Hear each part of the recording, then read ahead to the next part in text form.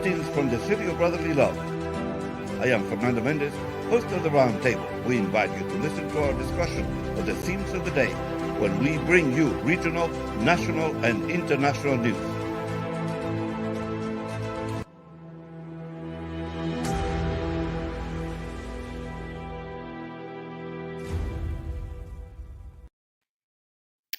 Muy buenos días, señores oyentes de USALA Radio. Estamos aquí de nuevo con su programa La Mesa Redonda. Les habla Fernando Méndez. Dani Ramos controlando la máquina digital. Bueno, noticias locales, nacionales, internacionales, noticias sobre política, sobre deportes, sobre viajes al espacio. Bueno, hay de todo. Pero como siempre, nos divertimos con un segmento sobre un encuentro entre Donald Trump y Mike Pence. So we'll have a couple of comments about that. Well, for the soccer world, what a month, what a week, what a weekend. There was a final game for the European Cup between England and Italy. So by now, everybody knows, everybody should know, must know, will know that England lost. And that they played at the Wembley Stadium in London, and even that didn't help the English team. Harry Kane scored the first goal. Harry Kane is one of the big stars of the English league. He plays for the Spurs, Tottenham Spurs, and he scored the first goal, and then for most of the game, at least the first period, England decided to defend that one goal. Italy tied the game, and then the game stayed tied through the 90 minutes, and then overtime, and still tied at 1. I mean, the final score is actually deceiving because it was penalty kicks. That's how the game was decided. So Italy had as much desire to win that cup as England. England wanted it perhaps more. They were willing to go to the very end, fighting for that victory, but it was not to be. And as a result, there's a lot of what my friend Steve Holt calls Schadenfreude, that they practice on themselves. You know, sort of. It's a very funny expression to say that about yourself, but it was one of the things in the soccer world. It caused a lot of anguish in England, and headlines questioning the coach. So his decision to put in 2 young players at the end to take the penalty kicks, and one of them, a 19-year-old, failed to score, and another one, also young but with more experience, also failed. So sad for the English, very, very happy occasion for Italians. And then that was not the only place where we had soccer news. In South America, the America's Cup, Argentina and Brazil. Again, the loser was the home team. They played in Rio de Janeiro in a very historic stadium, the Maracanã Stadium in Rio de Janeiro. which normally takes about over 80,000 people. It has had as many as 100,000. But because of COVID, it had not as many people, but Argentina defeated Brazil. So that's another sad news for the home team. Argentina celebrated because it was also a victory for Messi, even though he did not score the winning goal. It was a victory for Lionel Messi, who just needed this one Scudetto, this one trophy, to add to his list of trophies, mostly playing for Barcelona. So that's in the soccer world. In the tennis world, those of you who are interested, Djokovic won the Wimbledon title, defeating a very competent young man, 25-year-old Italian, and he has a great future. And many people dislike Djokovic, but he continues to be the number one. And this time, there was no Federer and there was no Nadal. But those two have dominated, the three actually, Nadal, Federer, and Djokovic have dominated the scene with tennis. So anyway, it's one of those headlines for the weekend, full of sports news. And for our local fans, Philly beat the Red Sox in Boston. And that's also something to celebrate. What else is happening around the world besides sports? Well, many other things happening right now, and have some segment on international news, because there are news from Cuba, there are news from Haiti, and there's news from outer space, actually. I used to have a radio show in which I had sort of in descending order. I began with space news, exploration of the stars. And then I had international news and national news, and then local. It turns out that so many times I ended up, I never got to the local news. So in order to correct that, is one of the things that I did was change the order. And so here we are. And we usually have city and state news. So Philadelphia has lost more mass transit riders than any other major city since 1970, a problem that stretches far beyond the COVID-19 pandemic. So that's what the city needs to do something to reverse that trend. It needs to do something about the potholes around the city. It's incredible. Our roads are a calamity. I've never seen the city in such bad condition. There was a period back in the 70s when Frank Rizzo was in charge, and Rizzo put a telephone number of the state. He said the roads that were in bad shape were the responsibility of the state of Pennsylvania.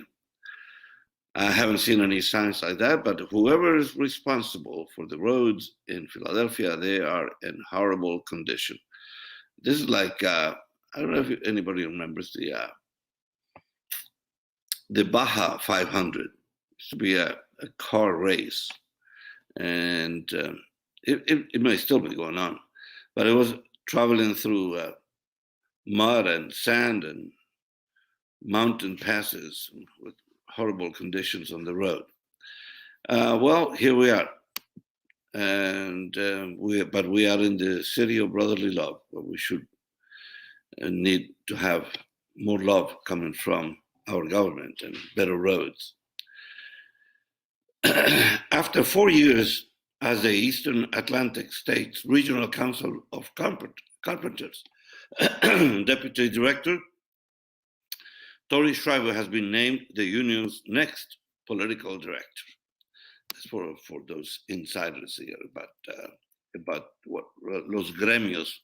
¿Qué están haciendo los gremios en esta ciudad en donde tienen tanto poder? Porque aquí ningún político sale campeón, ninguno gana, a menos que tenga el apoyo de los gremios. So, that continues. You know, it changes once in a while that the leaders of these gremios, they lose power, they go to jail and so on, but same thing continues. The politicians need them and they need the politicians. So we just get caught in the middle, paying more taxes. Governor Tom Wolf gets closer to the end of his last term in office. Increasing education funding will remain his top priority. Good for him. That's one of those issues that is very clear, very, very dear to our hearts and very clearly in need of attention. So education funding will remain his top priority, along with efforts to reduce greenhouse gas emissions, another good thing to do, and toll major bridges in the states.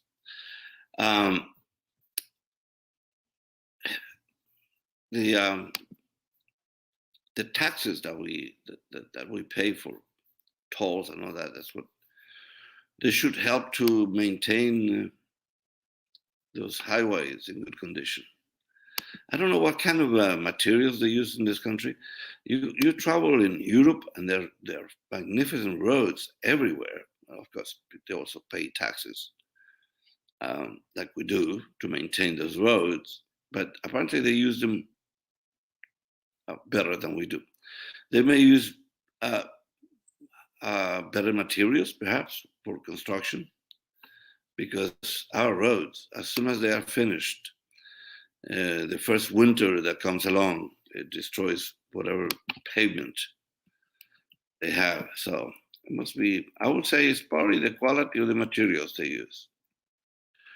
Work search requirements will return next week for those receiving unemployment compensation. Advocates worry that they will add a new barrier to an unemployment compensation system that has been riddled with issues.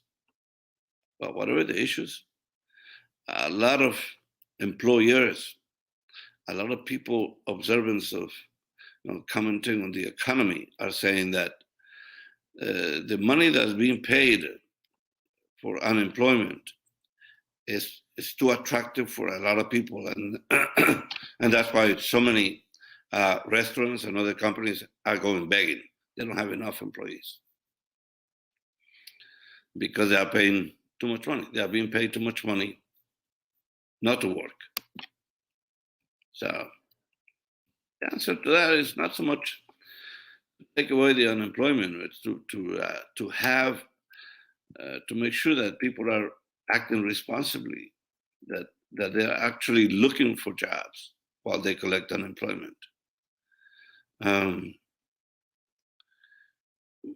Most of us have paid into unemployment, so that's in a way it's sort of getting back money that we put in, like Social Security. So let's see what happens with this compensation system.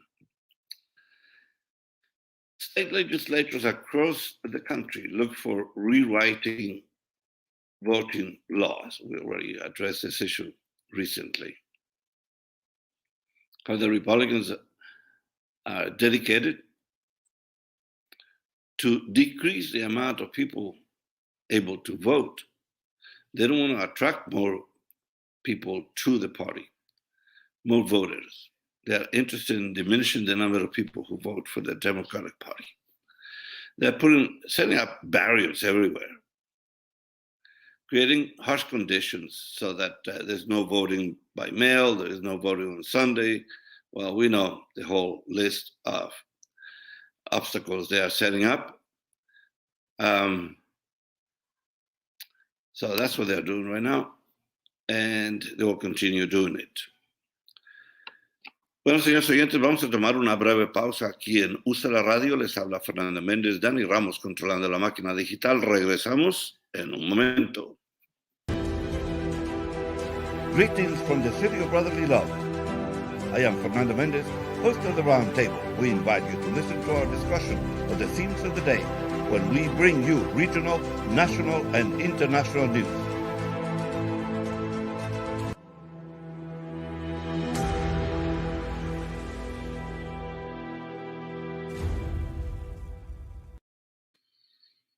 Bueno, señores oyentes de USALA Radio, estamos aquí de nuevo con su programa La Mesa Redonda. Les habla Fernando Méndez, Dani Ramos, controlando la máquina digital.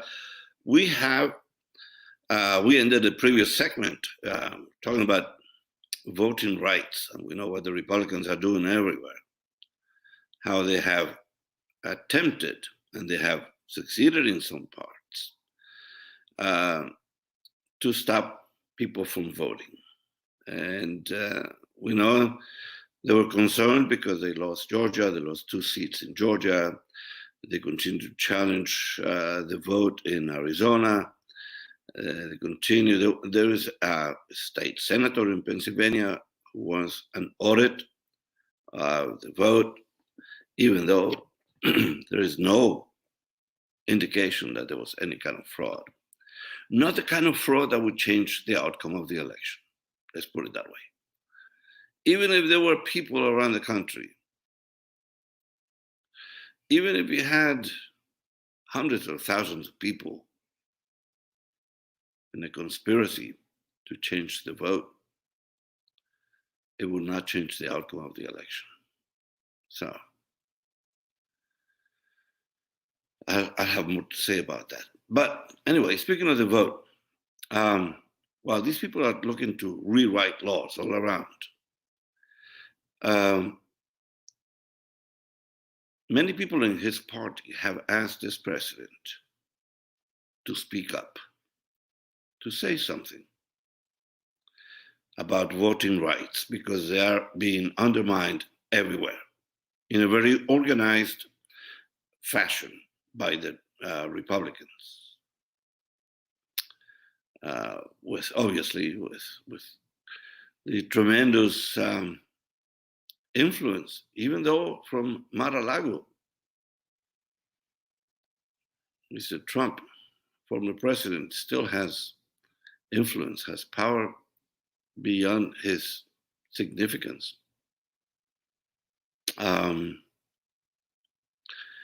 So now Biden is going to make a speech, finally, about voting rights. It's about time.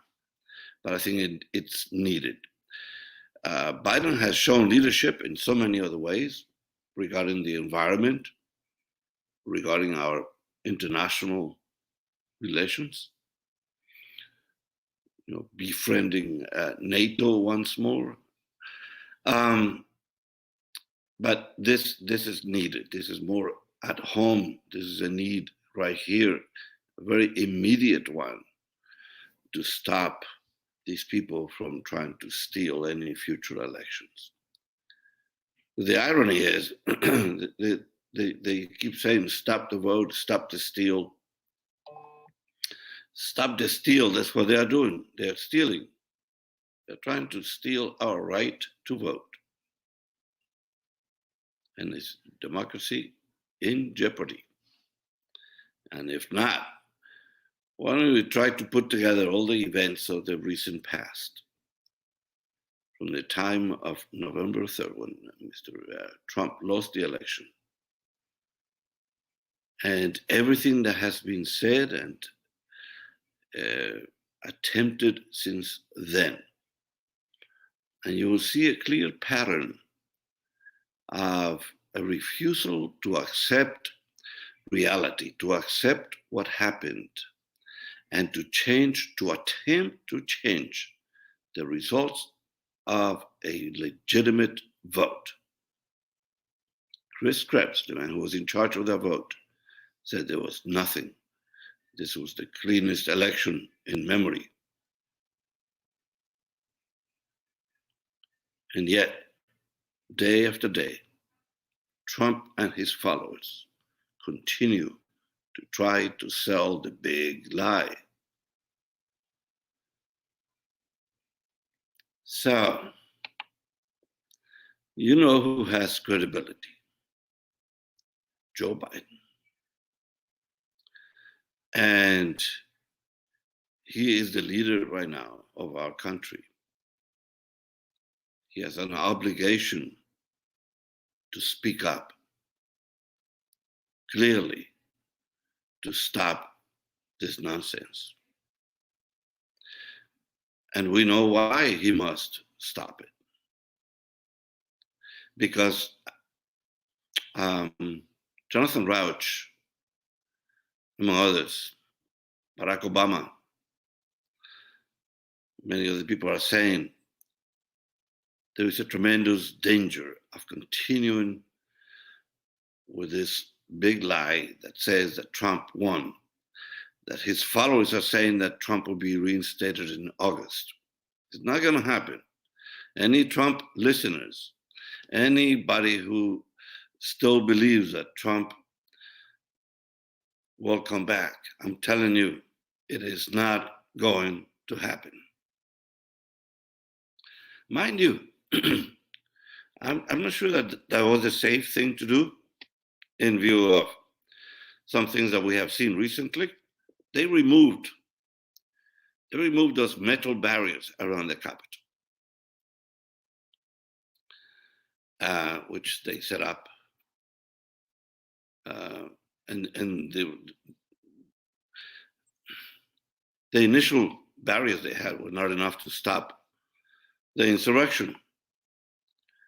But then later, they erected more barriers, more solid barriers, and now they're down. They're coming down. And there's some contradictory things happening. How can they bring that down? And at the same time, we hear rumors that there's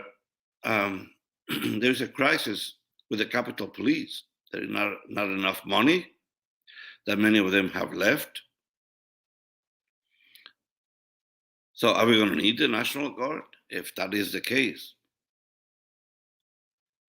President Biden should be prepared for that. Congress should be prepared. I guess it will be Nancy Pelosi and Schumer, because we know the Republicans won't do anything. Because Trump said it again. He just said it in another interview on Fox, that the people who went to the Capitol were nice people. He says that. One congressman said that they were tourists, that the whole thing was so disorganized that it just looked more like a tourist visit to the Capitol. Except for the fact that there are more and more videos being released by the Justice Department, because they have captured all that information from many, many people who had phones, from the policemen at the Capitol who had those cameras attached to their chest. And there are videos that show clearly the violent attacks of this mob. So that is not a secret. That is there for anybody to verify, for anybody to understand that this was not a tourist visit. We have seen numerous times, even before the other videos the government has gathered and released.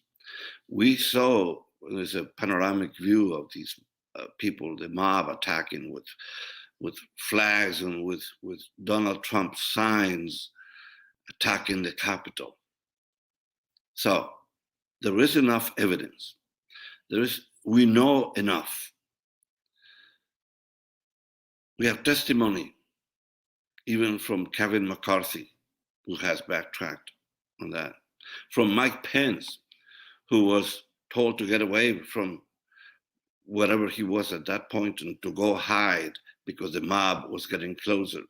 And they were determined to hang him as a traitor because he was doing his job.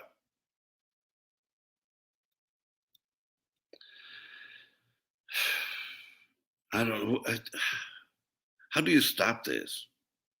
How do you argue with people who have no knowledge? How do you argue with people who don't know and they don't want to know? Who refuse to see what we see, to consider that this mob was a mob, that they attacked people, that in fact they're shouting, death to Pelosi, death to Pence. You can hear them.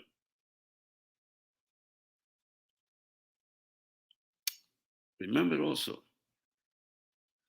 that it was Donald Trump who instigated this mob with the help of Rudy Giuliani, with the help of Donald Trump Jr., with the help of all these Republicans who wanted to stop the certification of the election. That's what was happening on January 6th.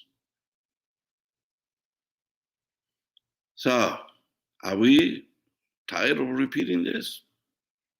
Perhaps. I'm sorry if this is somehow tiresome for you to hear again and again. But let's listen to what is going on right now.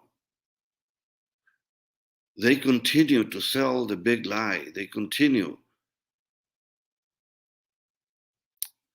on the internet to spread rumors, false rumors. They continue to tell people not to vaccinate. Trump got a vaccine. Melania got a vaccine. Trump Jr.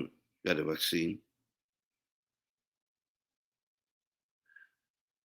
If he had said something at the beginning, when the vaccinations were beginning to be implemented, if he had said something, all these Trumpers will be vaccinated. But he told them that they didn't have to. And there's a spokesman on one of those programs yesterday saying that young people are very aware of the dangers of this and they are opposing the vaccine. And then Dr. Fauci reacted by saying this is a horrifying thing. He was horrified that people are saying that they don't want to vaccinate. They do not want to get the vaccine. And Dr. Fauci said, in other words, they want to kill themselves. Here's an opportunity. The government is saying, this is a deadly virus. We have the cure. We have a vaccine to protect you. And people are saying, we don't want the protection. And by the way, Pfizer is announcing that there might be a booster shot. I think this week they will announce something. So be prepared for that, because I believe the science. Let's follow the science. If we had done that from the beginning, instead of listening to stupid recommendations,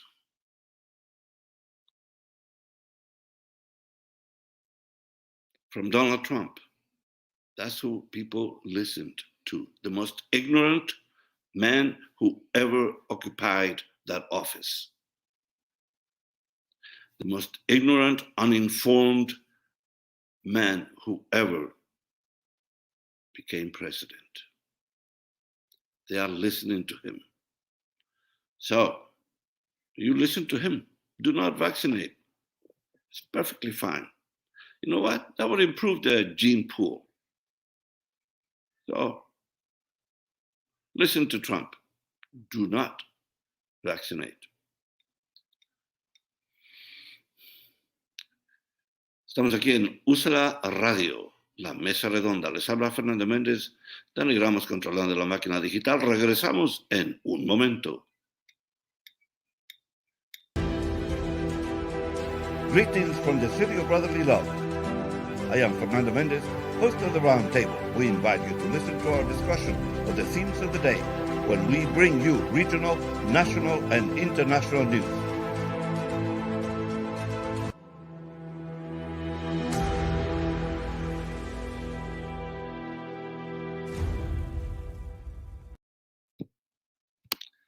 Señores oyentes de USALA Radio, estamos aquí de nuevo con su programa La Mesa Redonda. Les habla Fernando Méndez, Danigramos controlando la máquina digital. Bueno, vamos a continuar con las noticias locales por el momento. Luego vamos a ver qué pasa por el país y por el mundo. Pennsylvania State System of Higher Education will vote this week on whether or not to consolidate 6 state-owned universities into 2 separate institutions. I guess that has to do with the economy, saving money somehow. The State Department of Labor and Industry will issue refunds after mistakenly overcharging over 250,000 state residents millions of dollars in interest. Maybe there is a check coming my way or your way. Hope you're one of those people who were overcharged. Look for a check in the mail.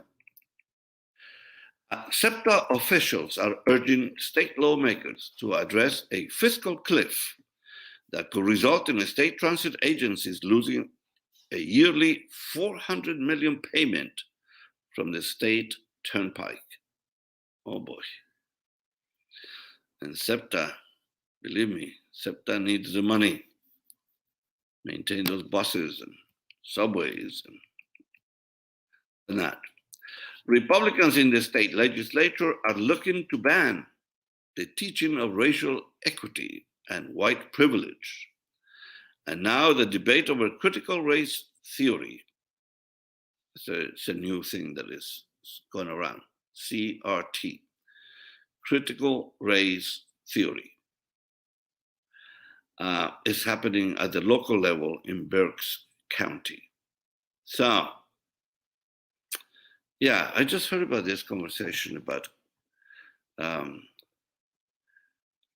critical race theory, which it has, I believe, I'd like to read more about it to understand clearly what is it that they are talking about. But apparently they are teaching from a textbook that says that this country was founded on racial inequality.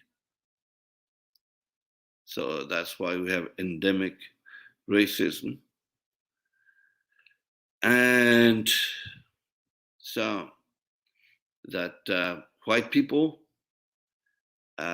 have always been privileged, and the only idea they have right now, the only intention they have right now is to preserve those privileges. So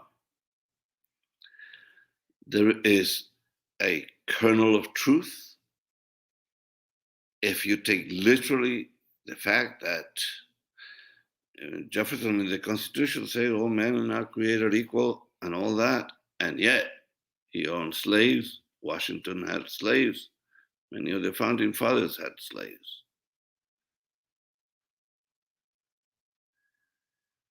But you have to take that in the context of the times, when they live and where they live in the 18th century. And think about this, that they somehow managed to have ideas of freedom and respect for life, and think where that is now. Think of the Republicans who have engaged in damaging the rights of minorities of color. Blacks, Hispanics, and Asians. Why? Are they all white? There's at least one black senator.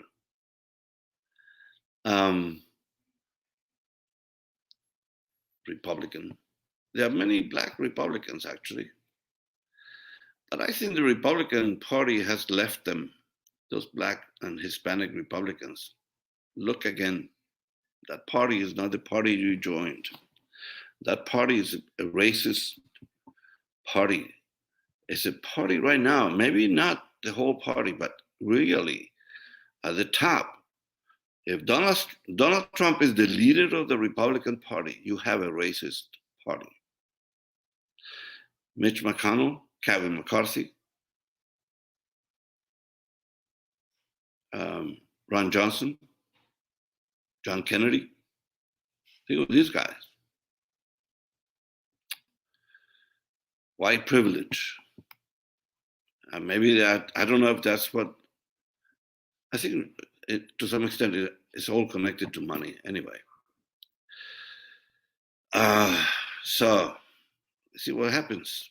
But they want to stop the teaching of critical race theory, CRT.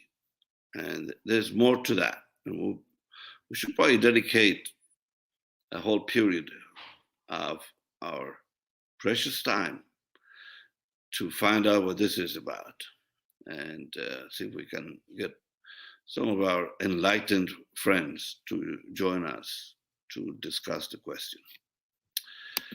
With votes expected this week on 2 mergers of state-owned universities, an NCAA panel discussed the future of athletics at the 6 schools that could soon be consolidated.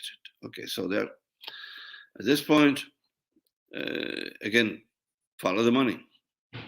So much of school athletics have to do with money, scholarship money. Football is a big producer for so many schools, and so not soccer, football, American football. And it's a very expensive sport to maintain. But anyway, they're thinking about what's going to be the future for that at the schools if they merge. How are they going to consolidate that? Because one of those is a powerhouse, Penn State. What's going to happen to that particular team? They consolidate. Anyway.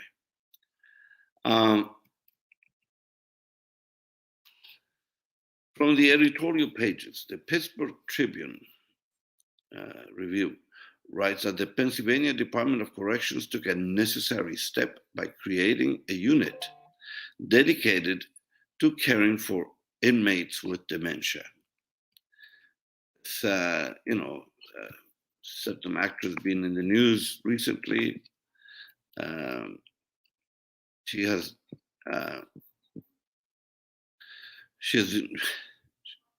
wants her freedom from her father because she made so many crazy decisions that they put her under the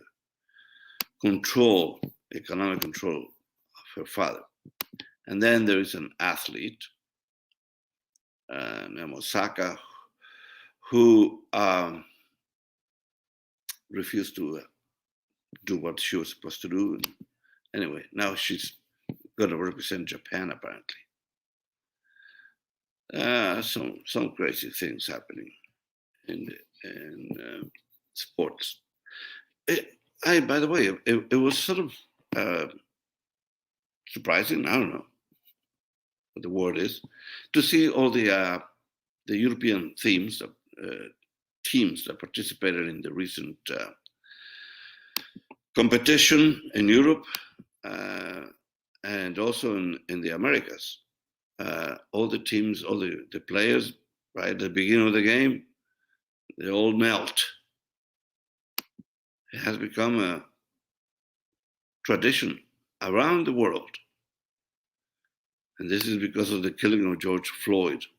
Talking about becoming sort of an icon, a historic figure not only in this country, but all around the world. So,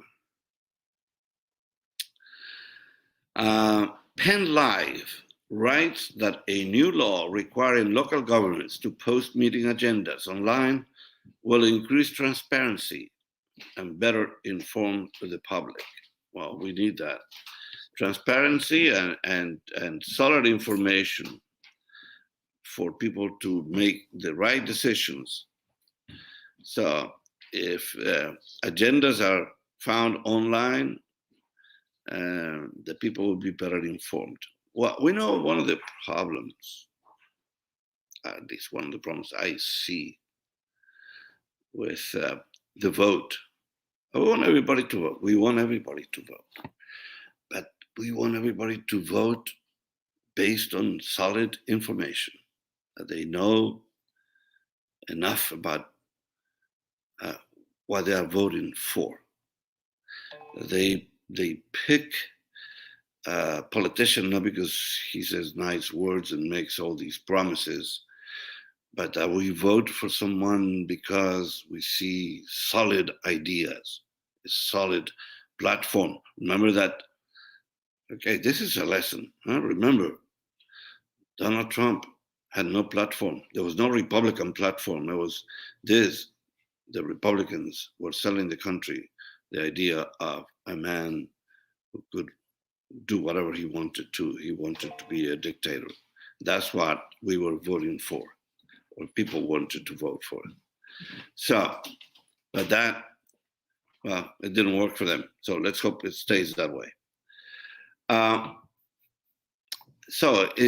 Transparency and information. We want to know what is happening. We want to know what our government is doing with our taxes. We know what decisions are being made. Not in the smoke-filled rooms. Although there are no smoke-filled rooms nowadays. It's nice. People are breathing purer air. Those rooms full of cigar smoke of the past were men, mostly men, made decisions about the lives of the people. That doesn't happen anymore. Anyway, we do advocate transparency, especially, my God, after 4 years of Donald Trump, there was like all kinds of shenanigans behind those closed doors of the White House.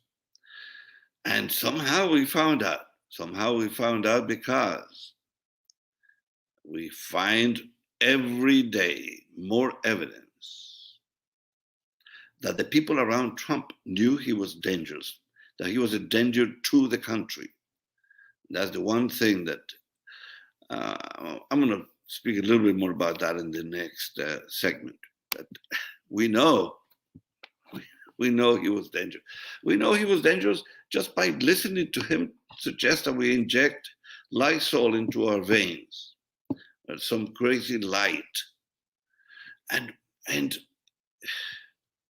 I think if there was no video of this, sound and pictures of this, and that we know it's authentic because he was proud of it,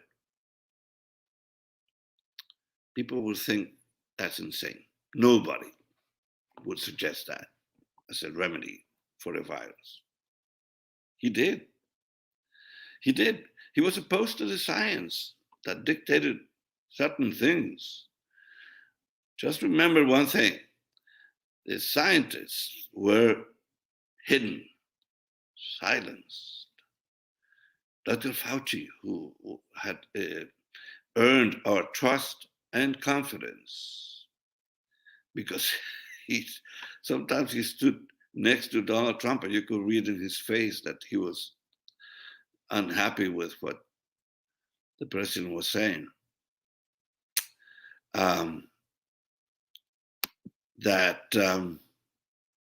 Well, thank God for Fauci. Thank God for the scientists who brought up this vaccine production so quickly. And If Trump had done more for COVID, to fight COVID, we would be in better shape. Anyway, on the other side of this, I'd like to talk about a couple of things going on. There's a new book about Trump. So, more interesting stuff. Señores oyentes de USALA Radio, les habla Fernando Méndez. Dani Ramos controla la máquina digital. Regresamos en un momento. Greetings from the city of brotherly love. I am Fernando Méndez, host of the Roundtable. We invite you to listen to our discussion of the themes of the day when we bring you regional, national, and international news.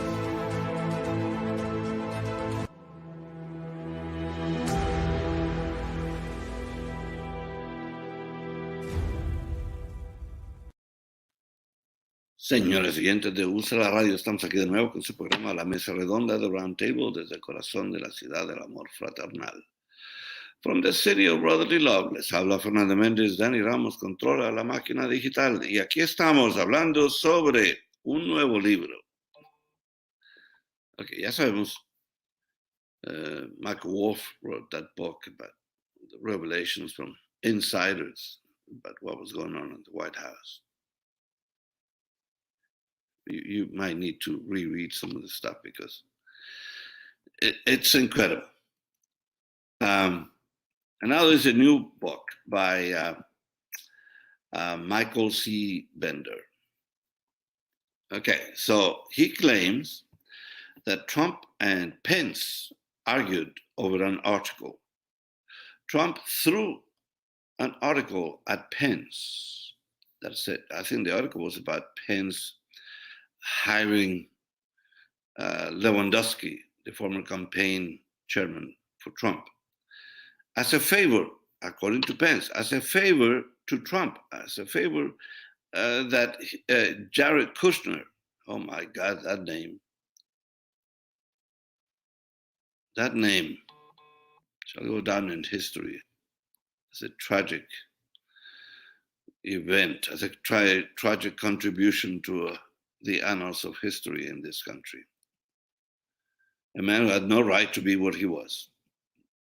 If Trump had no right, this man had even less of a right to be there. But anyway, so there was an article about that because Pence apparently wanted to hire Lewandowski as a favor to Trump. Trump threw the article at Pence saying that there was sort of betrayal of the president because that's, and then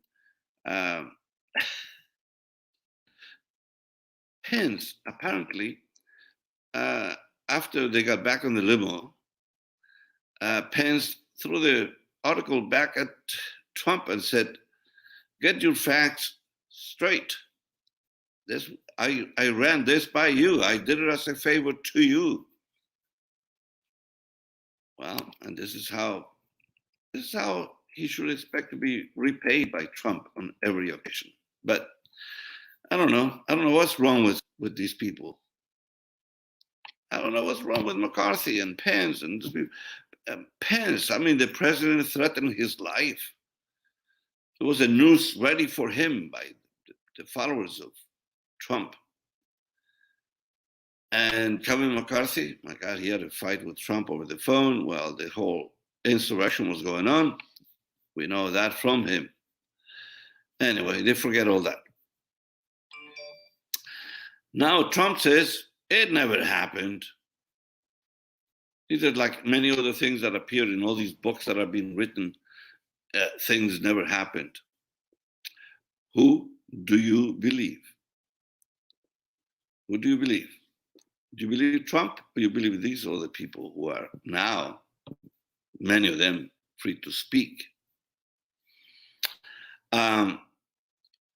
It's an inside story that narrates that people inside the White House knew Trump was dangerous for the country. At one point, while on a trip to Europe, Trump praised Adolf Hitler. He was speaking to General Kelly, his chief of staff. He said, Hitler did a lot of good things. Hitler did a lot of good things.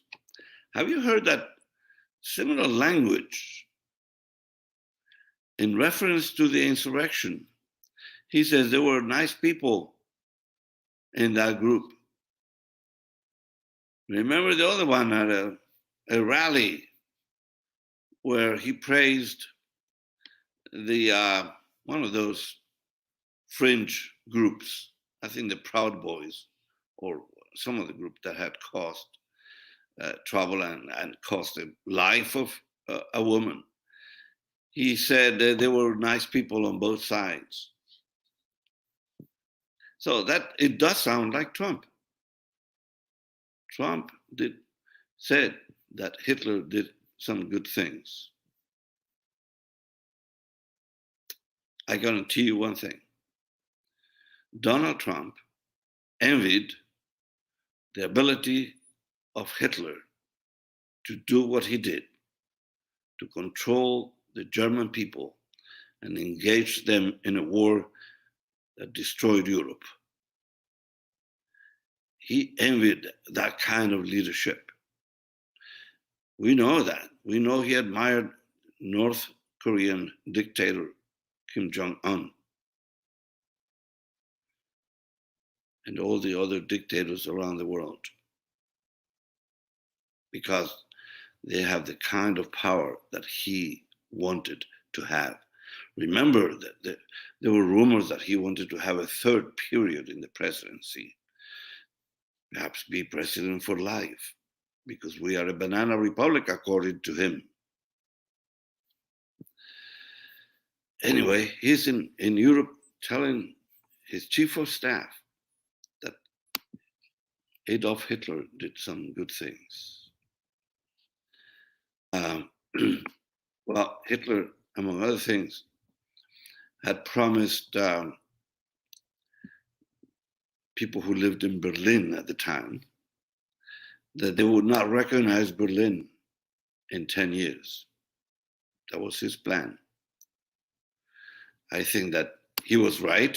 People did not recognize Berlin 10 years later, from 1934 to 1944. He changed Berlin. Berlin, the Allies changed Berlin. And Berlin was in ruins. And Berlin was divided. Because the Russians took over Berlin, remember that? That was the Iron Curtain. That's the wall they built.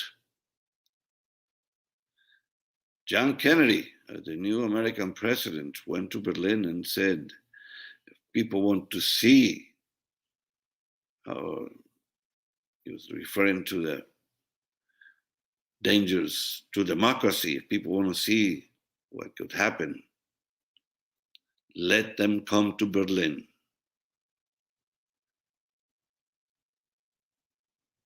Lassen Sie nach Berlin kommen. So, yeah, anyway, so that happened. But according to Trump, Hitler did some good things. Again, because he doesn't read, he doesn't know about anything. Most ignorant man ever to occupy that office.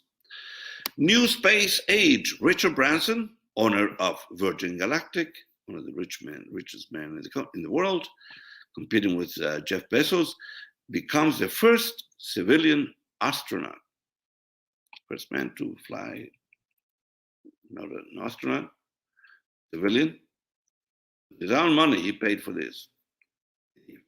He flew more than 50 miles into space. So,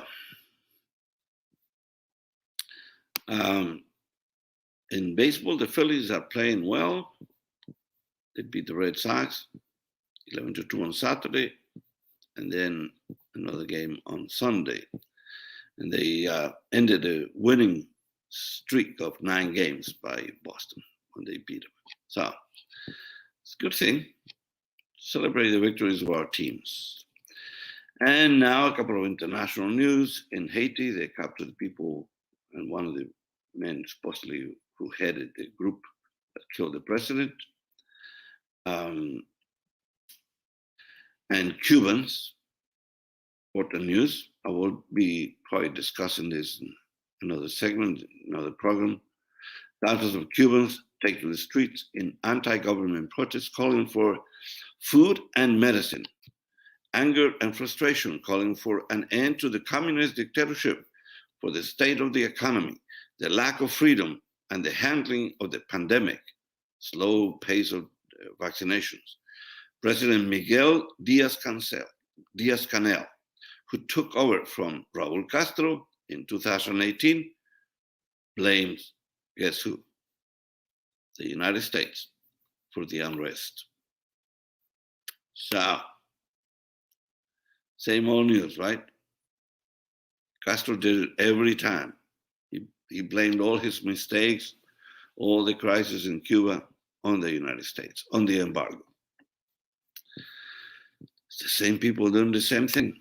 So, señores oyentes, hemos llegado al final de otra edición de la Mesa Redonda. Les habla Fernando Méndez, Dani Ramos controlando la máquina digital. Los esperamos. Hasta la próxima. Greetings from the city of brotherly love. I am Fernando Mendez, host of the Roundtable. We invite you to listen to our discussion of the themes of the day when we bring you regional, national, and international news.